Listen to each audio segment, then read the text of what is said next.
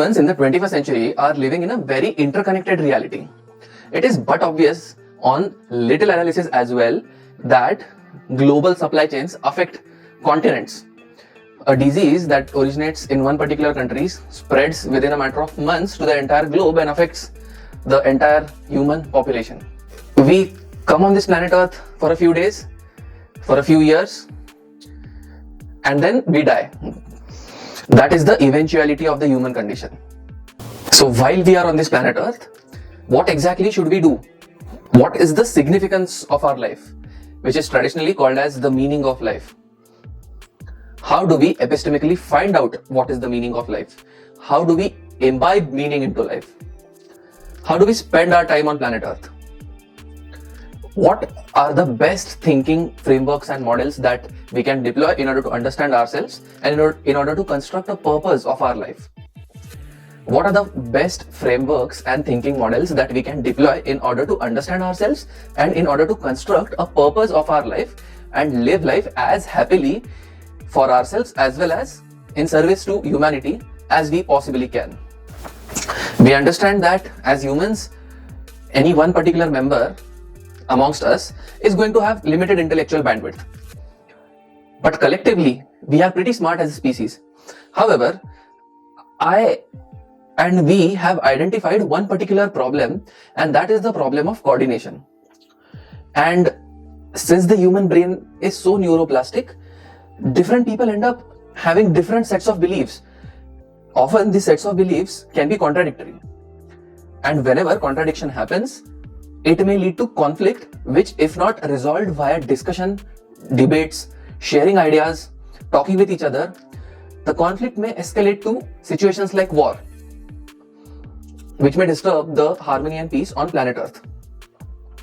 We already have countries which we have not yet dissolved. A more mature state of humanity will not have countries because we now understand that the entire globe is actually interconnected. And given the fact that the entire globe is interconnected, it doesn't make sense to have countries. If we are going to have a government, then that has to be a global government. We can clearly identify the problems of selfishness, greed, and the resulting problems of poverty and unequal distribution of wealth across human population.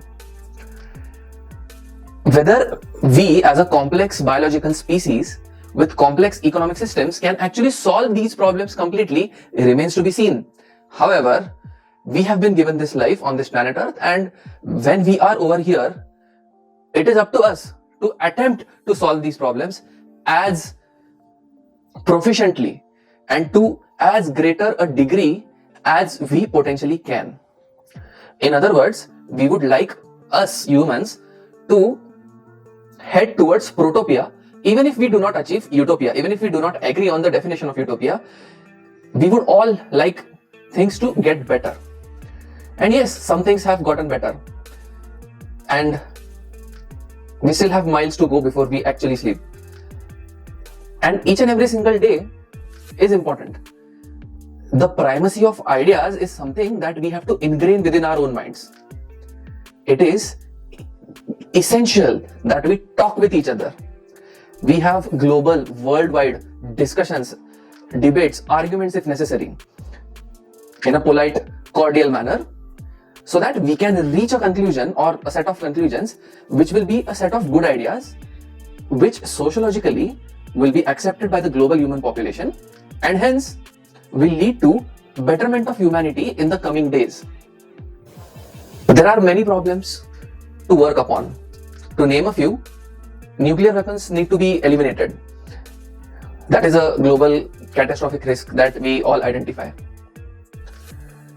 We also need to understand the problem of wealth inequality and try to solve this problem of wealth inequality as efficiently as possible. I, in my humble capacity, will try to document whatever I have thought about some of the problems facing humanity and possible potential solutions that can be worked upon or discussed.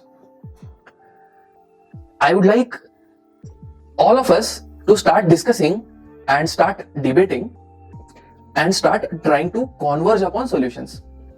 When we converge upon solutions, we have seen that globally all of us humans have a lot of power in order to solve the problems that we are facing. But when we are in conflict, then we have also seen that the conflict energy within us might be very destructive and it may not lead to good solutions and sustainability. In subsequent videos, I am going to take up some issues and document some of my thoughts on some of the issues in order to spark up a discussion regarding these matters. It is up to us to diminish selfish interests to a certain extent, as much as we individually can, to stop comparing with other sapiens and focus upon how much we can contribute and instead gain the joy of contributing via solving global problems. To what extent we can actually collectively do this is going to decide our collective future and the future of our further generations. We have this one planet that we are currently living on, and even if we move to other planets in our solar system, we have this one solar system that we are currently living on. So inevitably, we share space. Hardly anybody of us would like to live alone in the forest, isolated from the human civilization, like a hermit, because they would not benefit from division of labor and the progress of the human civilization, and they would not be able to actualize their own potential and flourish in their own existence on planet Earth.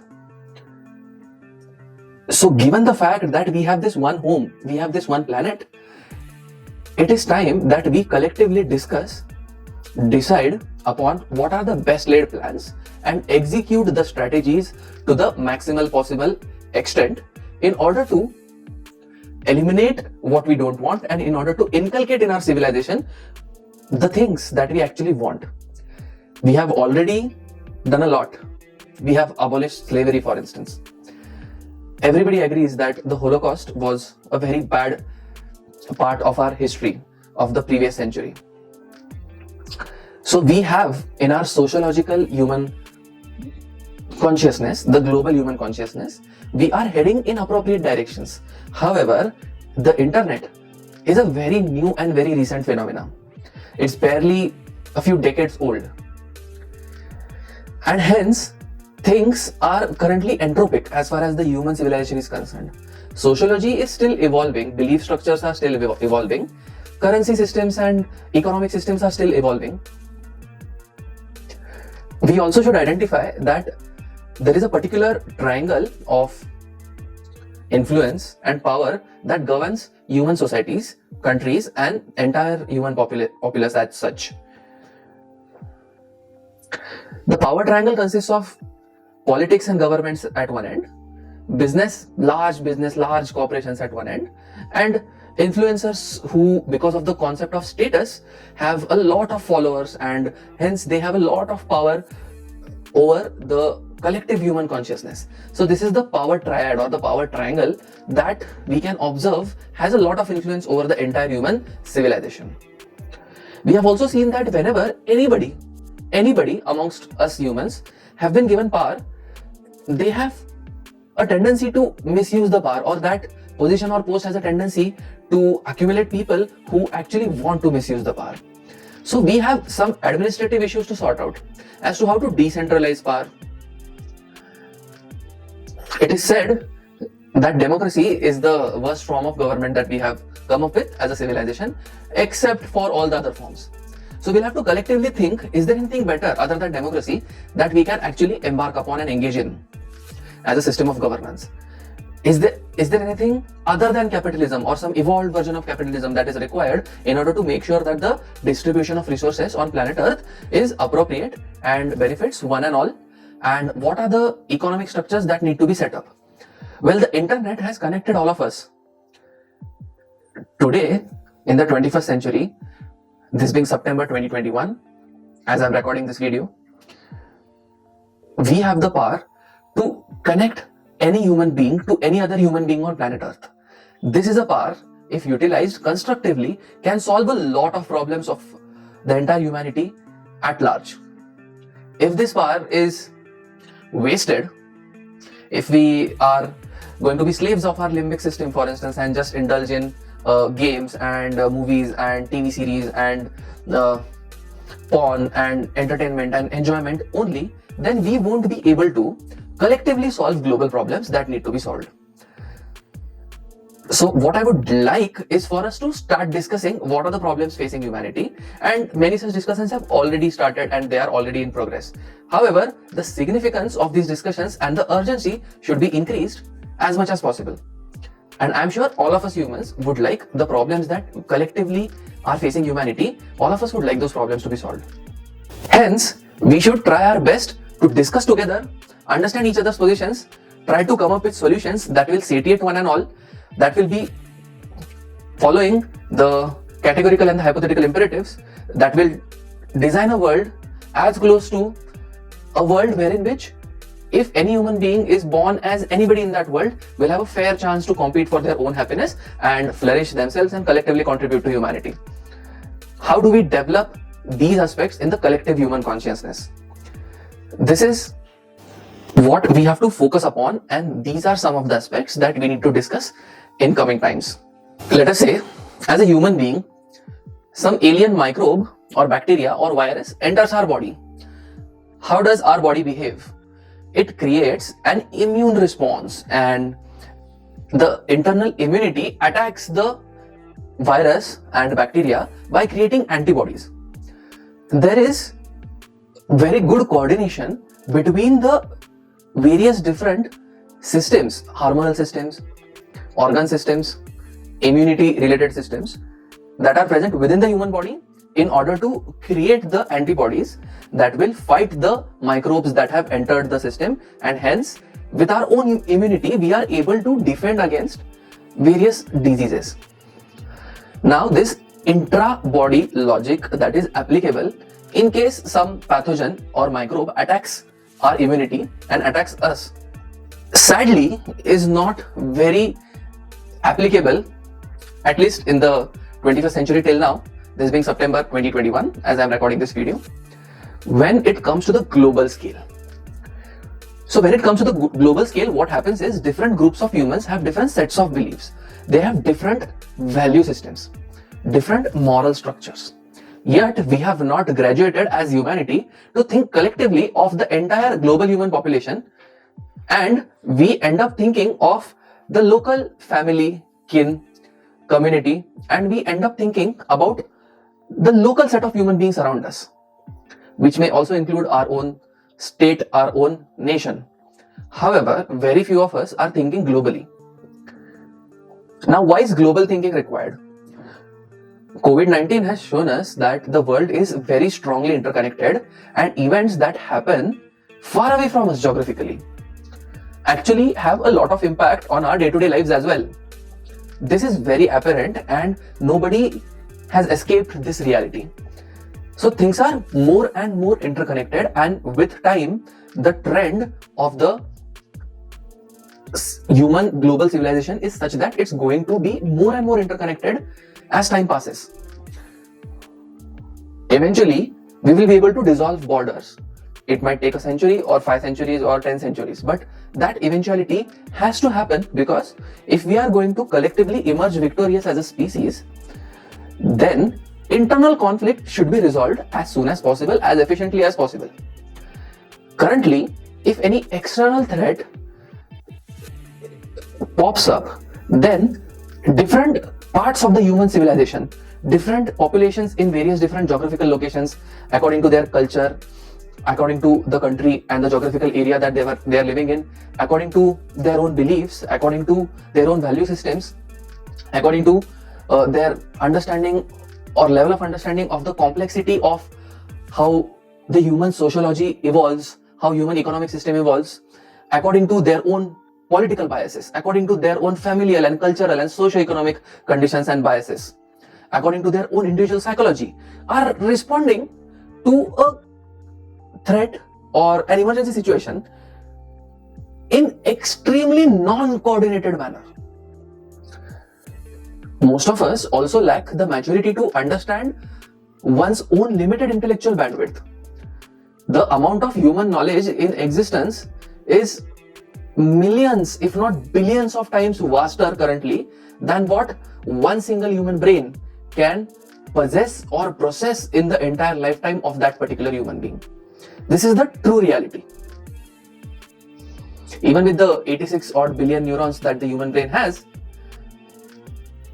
even with those many neurons, we cannot grasp and fathom the entirety of human knowledge. What do we do in such situations? How do we make sense of the world and the reality around us? And most importantly, how do we solve the coordination problem wherein different populations of human beings have different sets of beliefs, and these different sets of beliefs affect different populations and their resulting actions in such a manner that we are not able to arrive at a consensus as to how to solve the major problem. And unless we do this very efficiently, we are going to move at a snail's pace into the future. The future can be very bright. The future can be the best that any living group of humans has experienced. Also, it can be disastrously bad. It depends upon us as to how we coordinate with other humans and how we make sense of their situation and help them understand our situation and collectively converge upon solutions that are such that they are synergic and win-win, and they imply redistribution of resources that is fair and agreed upon. So how do we do this? Well, one of the suggestions that comes to my mind is the but obvious one, that we have to have a global government and we have to dissolve countries as soon as possible. Obviously, it is a very major project, but this has to be done. If it is done, and the sooner it is done, the more efficient we are going to be at coordinating. Because even today, as of September 2021, people in various different countries are thinking about their own local populations rather than thinking about the global human civilization as such. However, the economy is also interconnected. All the global supply chains are interconnected. There is a lot of mobility of humans.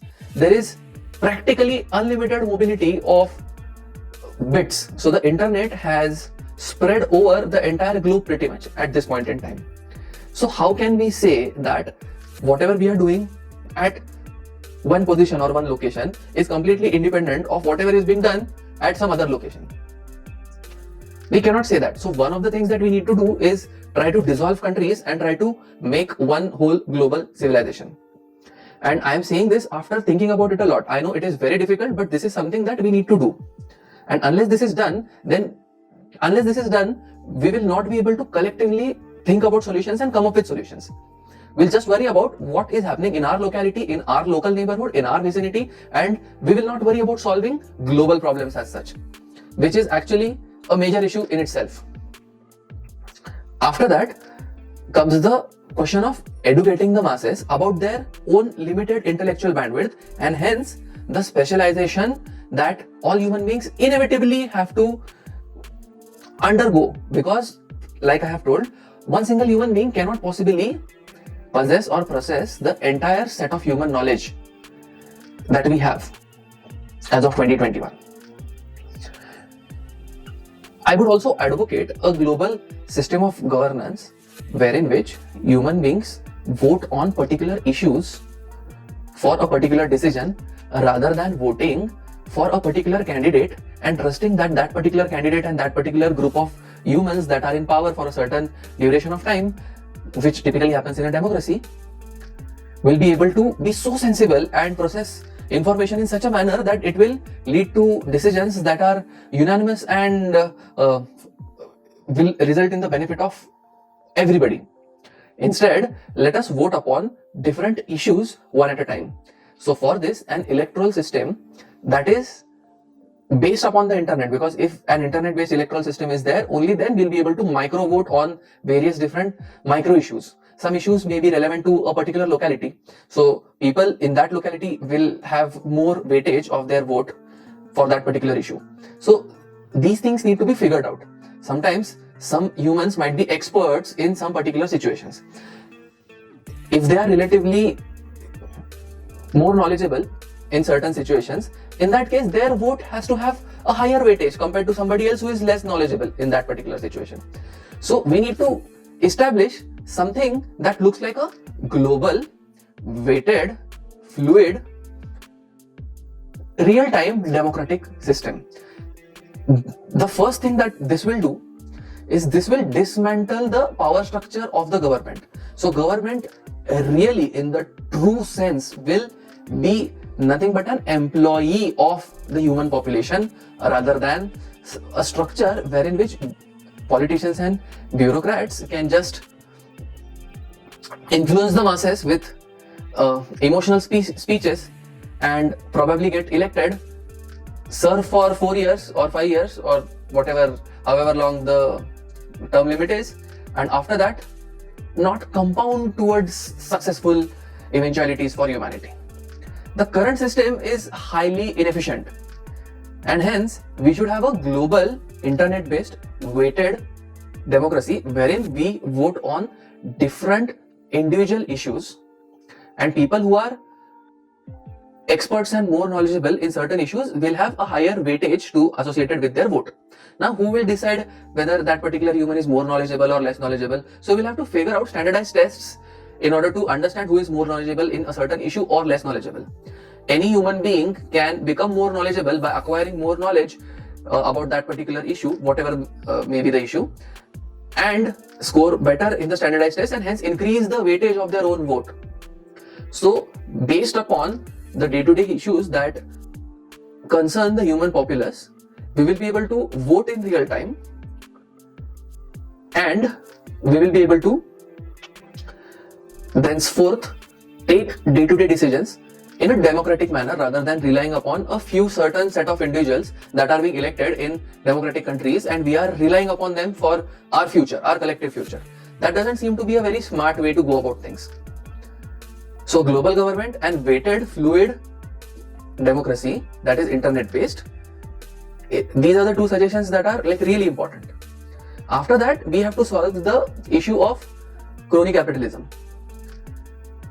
Well, that issue needs a lot of discussion and I'll be talking about it in subsequent videos. However, that is a big issue that needs to be solved.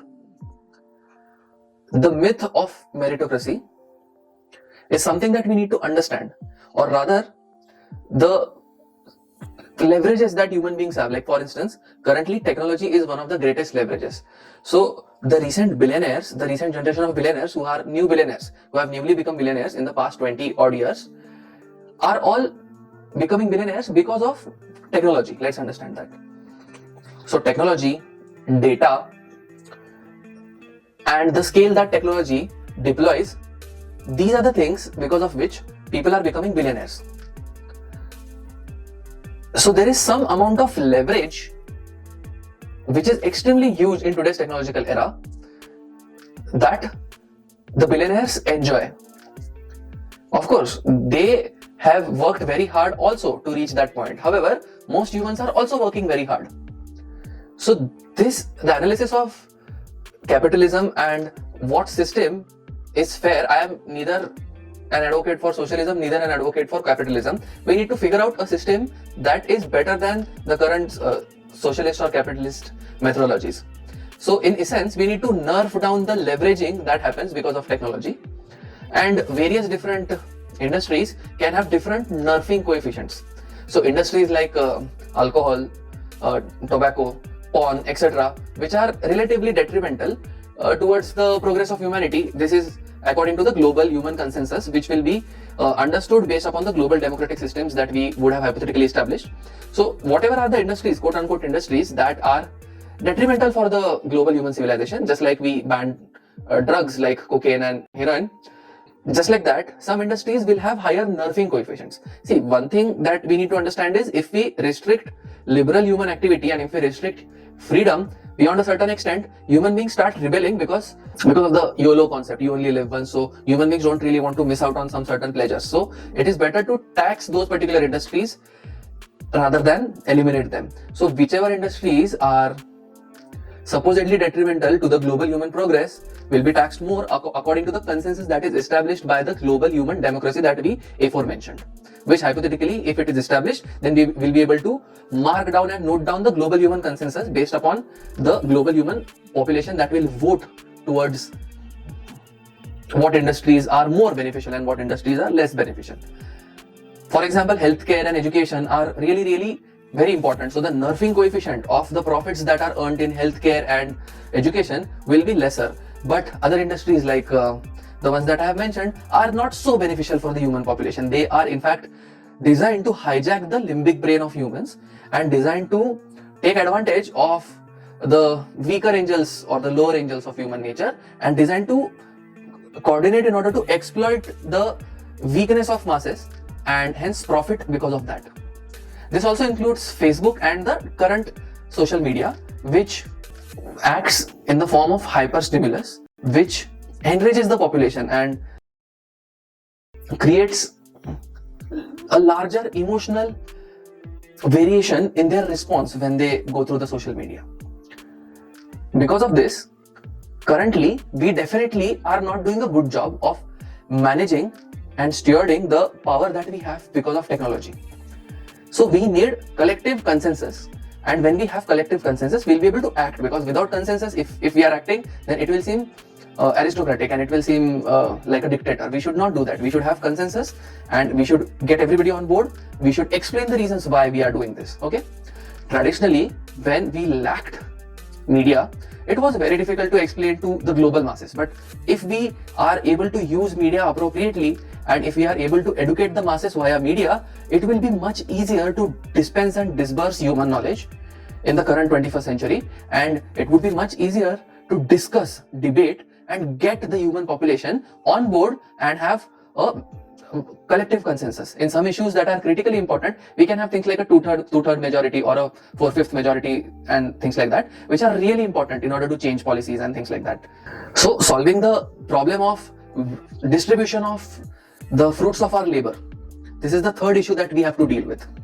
And then there are many other issues like disarming all the nuclear powers and making sure that all the nuclear weapons are disbanded and people actually respect the treaties and the policies that we hold in place for the non-creation of nuclear weapons, and stewarding humanity towards solving other catastrophic risks and existential risks. So these are some of the things that we need to do. We have sparked up this conversation. We will keep talking about how to solve various different issues that face humanity, and this is the one life that we have.